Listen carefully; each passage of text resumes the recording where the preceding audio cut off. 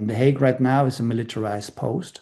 For weeks now, we're being subjected to this, again, this warmongering, this fear-mongering effort to scare people off and, take them out of the streets and let them, just in peace and quiet discuss their plans to destroy us. And we refuse that. We're going to be on the streets the 22nd. We're going to mobilize people. We're calling every single organization, every individual, people that is concerned, legitimately concerned about the state of affairs, to come, gather, and march on the streets of The Hague on the 22nd at 2 o'clock.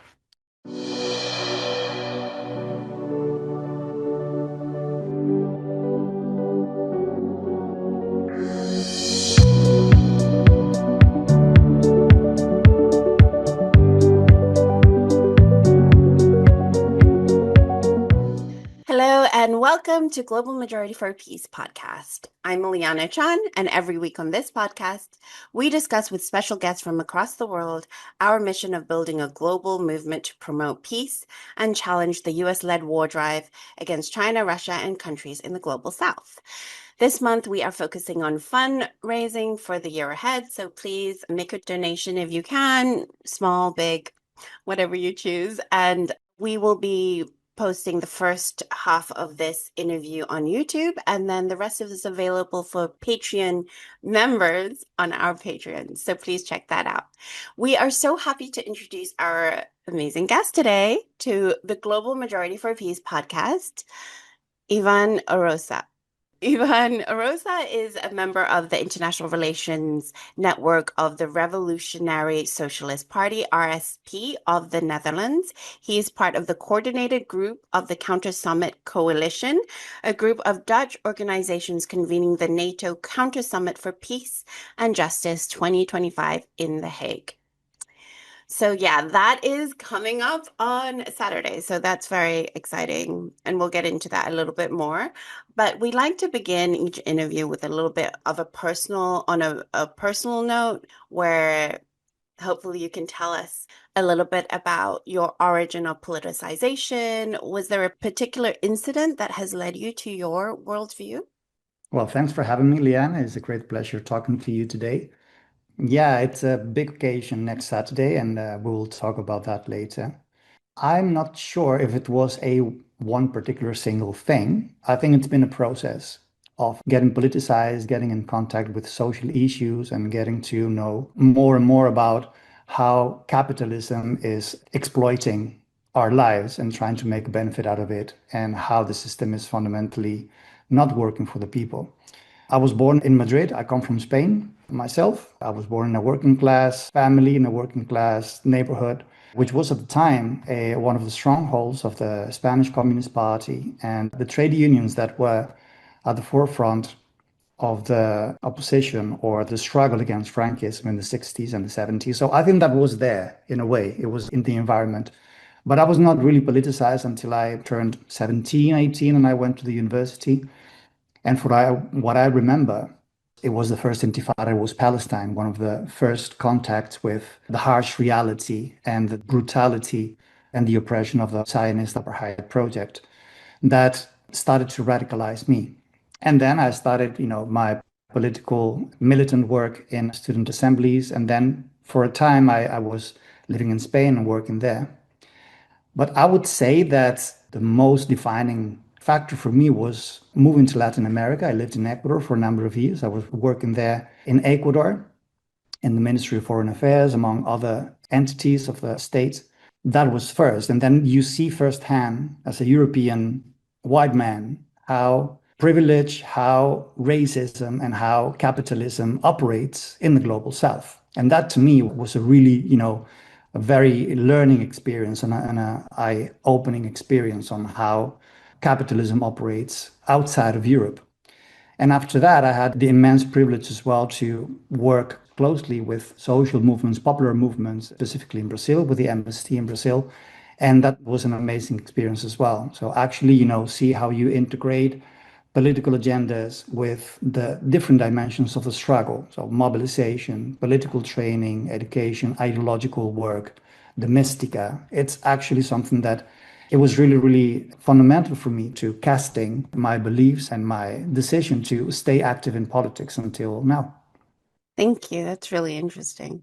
So let's get into some of the current affairs. Earlier this year, the Trump admin's overt imperialism, tariff trade wars, and overall erratic belligerence saw a momentary fissure in US-European relations. So-called, I mean, seemingly, seemingly. But US Defense Secretary Pete Hegseth demanded that NATO not rely on the US and agree to a new defense spending target of 5% of GDP. Now, that seemed to ruffle some feathers, but it seems like compliance is imminent. Can you help us break down the current US-NATO ally relations? What is actually going on? Well, actually, I think that it's pretty clear for a long time now that Europe is a colony of the United States. We are not independent. We don't have our own strategy about anything at all, not about trade policy, not about economic system, not about military doctrine.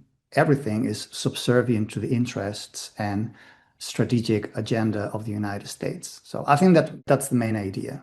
And after that, what we are seeing in these times after the assumption of Trump and the second presidency of Trump is basically an effort to exert that domination even more. So basically to use Europe as a base for their agenda of domination and exploitation towards the rest of the world.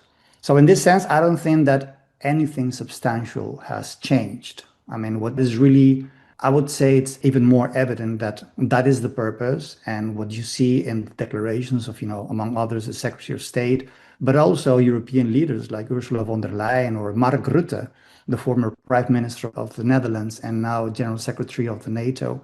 I mean, they don't even hide it anymore.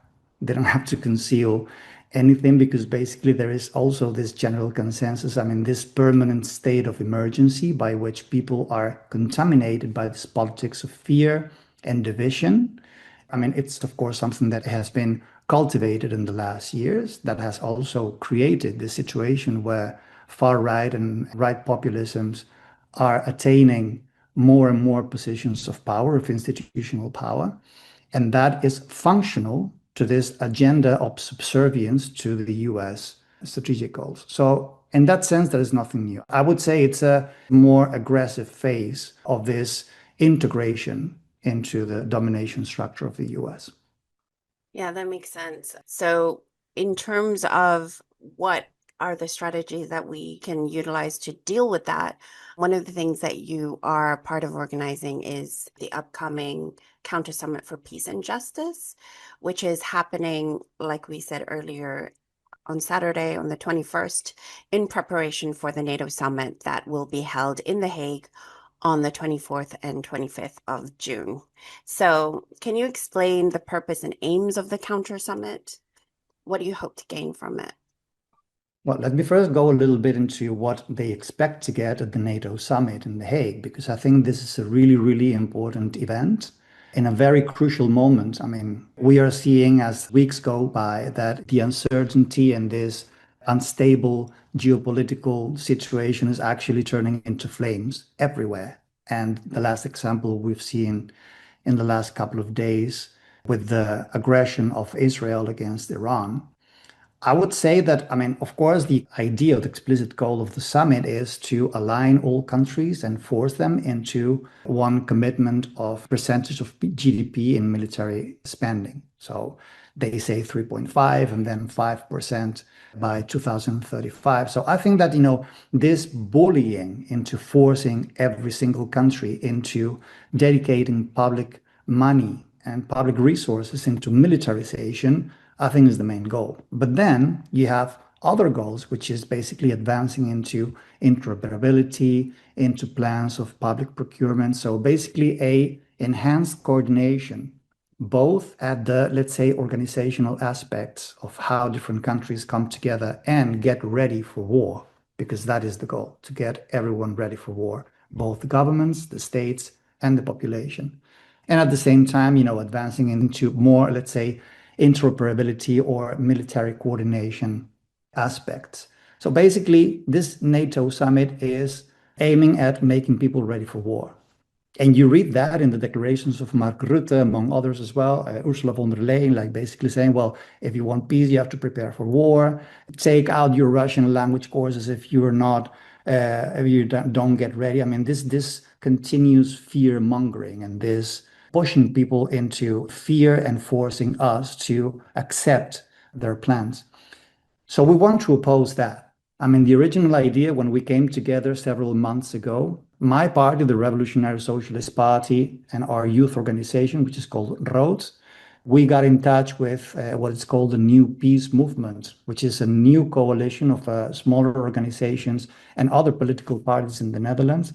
And we came up with the idea of, organizing this event, which is meant to be a space for encounter, a space for debate, but also a space for confronting the plans of NATO in the streets of The Hague. So we're going to have this Counter Summit, which is an event taking place on Saturday 21. We're going to have different panels, 16 different sessions, where we're going to actually debate and share our knowledge and our experiences and our analysis about the different implications that NATO has in our lives, that it has on the environment, that it has on about expanding the well-being of the population, basically trying to come together around one common shared analysis on what's going on, and then coming up with alternatives and with solutions, because we understand that people is in fear, that people is, with all this hysteria going on. I mean, we understand that people want responses and want to see at a future which is brighter and more human. So we're actually working actively for that.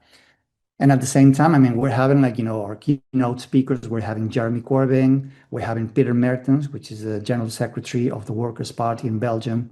We're having Varsha Gandikota-Nelutla of the Progressive International. And then we're going to have first level or world-class speakers, but also, political organizers, people involved in local campaigns. So we want to organize this space for encounter, for discussion, and for strategizing. We're looking forward.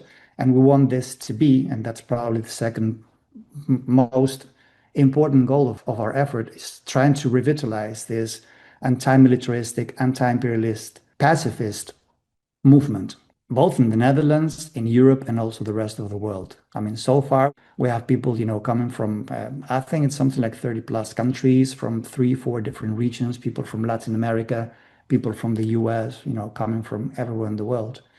So we expect that it's going to be massive. It's going to be really productive. We're going to have live stream as well. So we expect 400 people in the room. And then we expect that there will be a big follow-up by means of a live stream.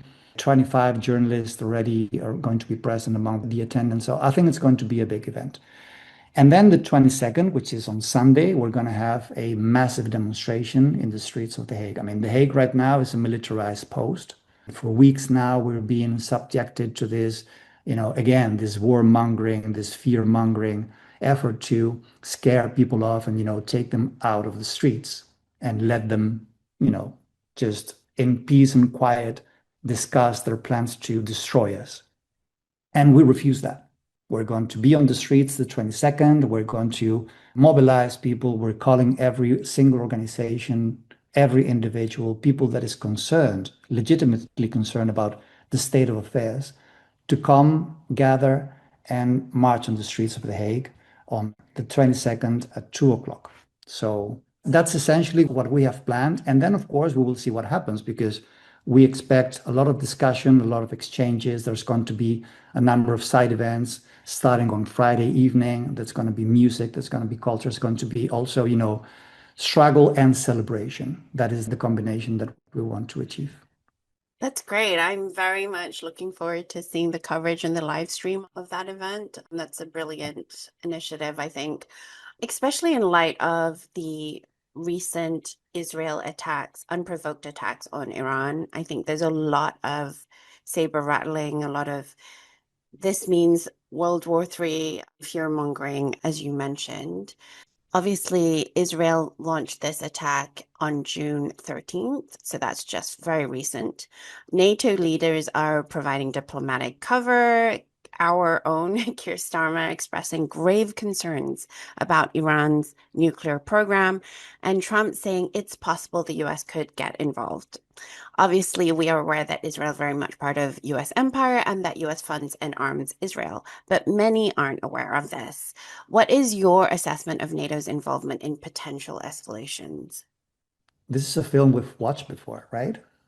Seeing Netanyahu, I mean, also already for 30 years, claiming that Iran is just 1 or 2 years away from getting the nuclear bomb, and hearing everyone in Europe and the United States, like, agitating this fear and justifying this unacceptable aggression and this basic disregard for human life, not only for international law and for the basic rules of a military engagement, which it is, but is a disregard for human lives. I mean, but at the same time, it's something that we've seen before. I mean, if you remember Colin Powell saying that Saddam Hussein had the weapons of mass destruction, the unprovoked aggression on many different countries in the world, I mean, along the years, which is fitting this pattern of intervention of the US. I mean, it's not something new. I think my personal assessment is that Israel and the corrupt and racist government of Benjamin Netanyahu saw the chance to debilitate and weaken their strategic or their enemy in a way that probably, this situation was created in the months and years before, prior to this. They took the chance. Now Iran is weakened because, their allies in the region have been severely weakened in the last 2, 3 years. And basically, Netanyahu is taking the chance to, okay, hit and give a massive blow to Iran's capacities of defense, but also to basically decide for Iran what they have to do when it comes to conducting their nuclear program. I mean, people probably don't know, but when they speak about killing Ayatollah Khamenei, I think that most people don't know that there's actually a fatwa issued by Khamenei to prohibit the production of a nuclear bomb. So if they kill Khamenei, actually they're closer to Iran producing their nuclear bomb. I mean, it's not about the bomb, it's about ruling in the Middle East. Israel is not a state, it's a military post. And the strategy of the US and their allies is to consolidate the position of Israel as a military post in the Middle East to reconfigure. I mean, this is bringing, Condoleezza Rice's wet dream into fruition, into reality. It's like we're going to reconfigure the Middle East. I think what's after this. I don't know what the consequences are going to be. I think that Iran is I mean, Iran is not Syria, and the situation is extremely, extremely dangerous in terms of the possibility of other countries and other regional powers getting drawn into the conflict. But it's not only about the immediate response, it's about the long-term consequences that this will have. I mean, if everyone in the world, every country, sees as a normal fact or as a normal happening that no matter what, you're going to be attacked because your neighbor decides that he can, you're going to be attacked, so we will not have rules anymore. I mean, all this rules-based system that the US is claiming that they're going to uphold and protect. I mean, we're going back 150 years, basically in a savagery. I mean, when socialists say it's socialism or barbarism, it's this. This is the barbaric state that they want to bring us back to. And again, there's a lot of people in Europe and there's a lot of people in the United States that have strong opinions about, I think that, we shouldn't be that much involved in what other peoples and other countries decide to do with their lives. But there's a lot of people that do that in Europe. But I think that a basic rule is you have to protect life. You have to protect the rules. You need to stand up for people that is being subject of aggression. We need to stop this attack. We need to stop imperialist war. So to me, it's very clear. We have no other agenda than denouncing these crimes and denouncing this unilateral action because this is the safest road to destruction. Absolutely. I think the problem amongst the general public, perhaps, is the whole peace through war rhetoric, the whole NATO as a defensive alliance. That's what mainstream media portrays NATO as. And therefore, if we look back at the Russian military operation into Ukraine, that was considered an unprovoked invasion. Now the mainstream media has sort of moved on from that because we have a genocide to report on. We have, so many other things that seem a little bit more escalated than that. However, that's still happening 3 years on. And NATO Chief Mark Rutte warned the UK recently, just last week really, that we must spend more on defense or learn to speak Russian. Can you help us unpack what is going on in this region and how does it link to everything else that's happening at this moment? Yeah, I mean, again, I think this narrative of fear and this identifying who the enemy is and trying to scare people into believing that we're under permanent threat and we can be attacked at every minute. I mean, that's an essential element. It's an ideological work. It's like trying to make people believe that you are in a constant state of insecurity. It's Russia. I mean, I understand also, the historical reasons for that. I mean, Russia has been the monster, the untamed savage for the European elites for centuries now. And if we go a little bit more recent times in history, I mean, the Red Scare and the constant fear that the Soviet Union would undertake us and would dominate the civilized Western world. I mean, I see the remnants of that in there. I mean, objectively, we have nothing that leads to believe that Russia is going to attack Europe, any country in Europe. We don't. They speculate, they use it as an argumentation to justify decisions and actions that are being taken. But objectively, I mean, if you listen to what Vladimir Putin has been saying in the last 3 years, since February 2022, and you see what has been going on the ground, you see no sign that Russia has intention to expand into the West. Vladimir Putin might not be saying exactly what he wants or what he intends when it comes to the Ukraine and what his plans are, when acquiring territory for by means of war, which is of course also unacceptable under international law. But we have no grounds to believe what our politicians are saying to us, and they're using it as a justification to, ramp up military spending, to cut our social benefits, social spending, to cut on schools, to cut on healthcare, to basically attack the working class. So we don't accept that narrative. We want to be able to look at reality as it is and say, well, what are you actually intending to do? And if you see what the evolution of the conflict has been, so the invasion of Ukraine by Russia, there's been a number of moments where this conflict, which, I mean, Trump says many, many idiotic things, but he says one thing, and I think he's right on that. This conflict shouldn't have been started in the first place. We shouldn't be talking about this war. And even then, after that, there were different moments where, an agreement was possible. We remember, for instance, when Boris Johnson went to the Ukraine and basically bullied Zelensky into not signing an agreement with Vladimir Putin at that point. So we don't believe them. We don't believe that this is for the well-being of the Ukrainian people. This is not for the well-being of the Ukraine, for the independence of Ukraine. We wish, but it is not. What I think is happening right now is that, I mean, the military campaign is going really bad for the Ukraine in the last months. And the position of Russia and Vladimir Putin on the, everyone expect the negotiation to come up at some point, but, he is stronger right now. I think that in the beginning, Donald Trump, I mean, with this mobster style, when he first arrived into the presidency, he was trying to basically, make everyone to come to an agreement as soon as possible so he could actually, present it as a success of himself. But I think he's giving up on that. I think that this is much more complicated than just what you do with, in a sit together, come to terms, you give this, you give that. I mean, the world doesn't work like like a mobster's confrontation in New York or something. I mean, what I think is that this has really serious consequences for Europe. I was just watching, I mean, as we speak, there is this debate in the European Parliament precisely to talk about the NATO summit. And, the rhetoric of confronting Russia, of fighting Russia, of deterring the danger of Russia is, pounding on the European population.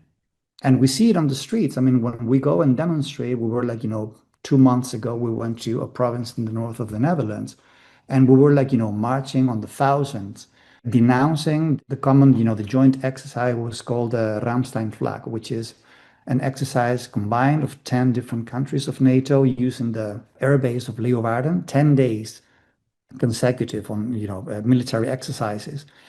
And people in the street, I mean, some of them, they wanted to know more. They wanted to know why we were demonstrating and were curious about the counter summit and basically our arguments. And some other people say, well, what do you want? Do you want the Russians to come here and invade us? What? It was really, I mean, honestly, I didn't expect that, but it lives in people's minds because it's been introduced. So I think that's the main, I mean, for us, when it comes to turning people into submission and blind acceptation of what the plans are, this is the main purpose of agitating the fear of Russia. I think that's what we need to confront with facts and also confronting this ideological sustained work. I think you have a really good point because when we think about Trump's rhetoric, a lot of us might not take it seriously. He says a lot of different things, but it reverberates in the general public's consciousness. I mean, since he's come back into the White House, there seems to be a further emboldenment of right-wing sentiment across the world. Now, you're based in the Netherlands, and you have someone that has been described as the Dutch Trump. I don't know how accurate that is. They always call everybody a Trump, a Trump flavor, a Trump whatever. But Geert Wilders, is that how you say his name? Geert Wilders of the far-right Party for Freedom. He won the Dutch election in November 2023. Now, late last week, members of the Labour Party and Green Left both voted overwhelmingly in favor of the move to form a single new party. Do these changes have any positive bearing on anti-war movements in the Netherlands? What is your analysis of the reality of this supposedly historic moment? Well, first of all, we don't have a cabinet anymore in the net. Well, we do have a cabinet, but it's an outgoing cabinet because Geert Wilders, like 2 weeks ago, I think, he basically stepped out. So he was the most voted party in the Netherlands. And I say it rightly because his party is him. So basically, he started in politics like, 20, 25 years ago. And then when he first entered the parliament, he was a one-man fraction, they call it in Dutch. So it's basically a project around his personality. It's funny, people think of him as a Trump-like character because I think it has, some common elements. I mean, he is a convinced Zionist, a staunch supporter of the Zionist regime. He is populist. He is extremely far right when it comes to migration and when it comes to alienating what he considers not to be, the Dutch people, so the Dutch character, typical character.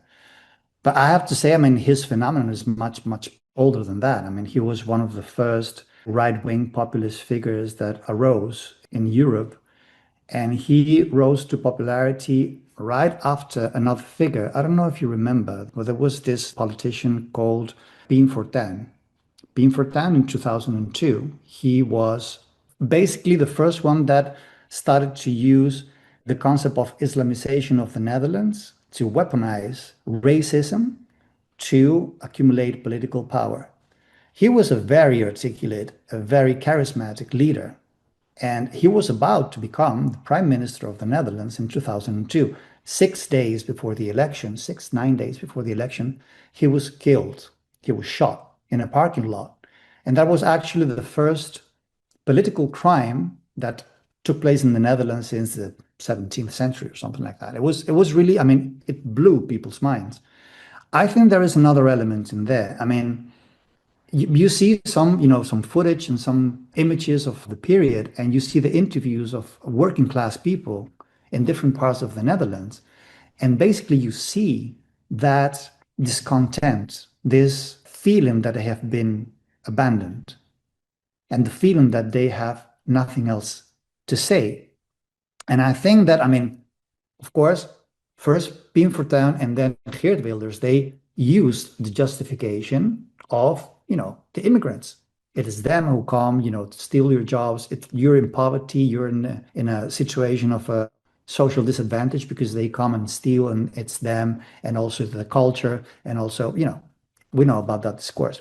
But there is another reality, which is people in this country and people in Europe, in the course of years, they have seen how their capacity to make decisions that affect their lives when it comes to well-being, when it comes to social spending, when it comes to public resources, is getting smaller and smaller. And when they protest about that, they say, well, no, it's the European Union. It's decided in the European Commission, it's the European Parliament. It's like, and they come with all these legalist arguments, and basically they say, well, you don't decide anymore. And at some point, you have to admit, and I think that's a lesson that socialist, radical, leftist organizations, we have to learn. What is that about? Why is the working class listening to these people? Why are they making it? Why are they accumulating political power at such a, you know, in such a continued way in the last years? Because if you see, it's not only a phenomenon in Europe, it's not only Trump, it's also Latin America, it's Asia. I mean, this idea of we are going back to this situation where nationalist projects are actually getting a hold on the working class. I think that that's a very important question for us that we need to pose to ourselves. And as a possible advance to that response, to responding that question, I mean, this fusion of these parties, I mean, the Labour Party, and I think it's an appropriate translation because the PvdA, which is the party of Labour in the Netherlands, is much more similar to Labour Party as it is under the leadership of Keir Starmer, at least, than it is to the Workers' Party in Belgium. I mean, it's a social democratic, liberal, extremely warmongering party. One of the main spokespeople that is favoring this agenda or advancing this agenda of military spending as soon as possible, rearm Europe, anything, common schemes of debt, anything, is Frans Timmermans, who is the leader of the Labour Party in the Netherlands. I mean, the fusion with GroenLinks, which is the Green Left, it's something that, I mean, it's been a de facto reality for some time now because they concurred together to the last election. They presented a common list. And now it's basically, bringing everything together into, I mean, it's some sort of, the sort of fusion between or under the social democratic and liberal and right political agenda that we've seen in the last years and decennia in different countries as well. I would expect that this is going to draw the party. I mean, GroenLinks is actually one of the splittings of the former Communist Party of the Netherlands. It was created in 1990. And, it went the way of eco-socialism in the last years. But what I would expect is like an even more, let's say, a taming of their political positions. Not on social issues. I mean, they will continue, reclaiming, public spending and stuff. But I mean, when it comes to the fundamental, which is, aligning with the interest of capital, I don't expect a big difference about that. And by the way, we're expecting to go to the elections as well again in October, because as I said, we have an outgoing cabinet right now. I mean, the situation is really, really unstable. But to your question, if this poses opportunities for us, I mean, on the one hand, I would say nothing essential is going to change. There is a common understanding and a common agreement by virtually the totality. It's almost unanimous of all representatives and all parties represented in the parliament that we have to go the way of remilitarization. We need to ramp up military spending. We need to further integrate into the military structure of NATO. We have to basically militarize our society for the sake of the interest of the United States. Everyone is agreeing on that. But at the same time, precisely because everyone is saying that, and because these contradictions are starting to jump into people's minds, now we have a chance to politicize. Now we have a chance to try to come to the public debate with these evidences and trying to engage people in a productive debate to change the state of mind in our society. It's not going to be easy, but I'm saying it basically because we, as I said before, we live in a state of emergency. I mean, the repression, specifically when it comes to the movement of solidarity with Palestine, which is one of the most, I mean, is the most active and the most combative front of social and people's mobilization in the Netherlands for the last year and a half. I mean, repression is being brutal. The students in the universities being beaten, people forced into censorship, and it's going to get worse.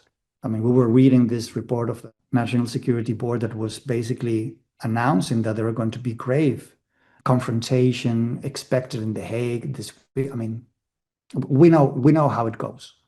They're basically trying to ramp up criminalization because they see that people is starting to pose questions and say, well, we don't agree. So thank you for watching the first part of our interview. Please head over to patreon.com/EmpireWatch to watch the full episode. The podcast is also available as an audio on Spotify and Amazon Music every Saturday.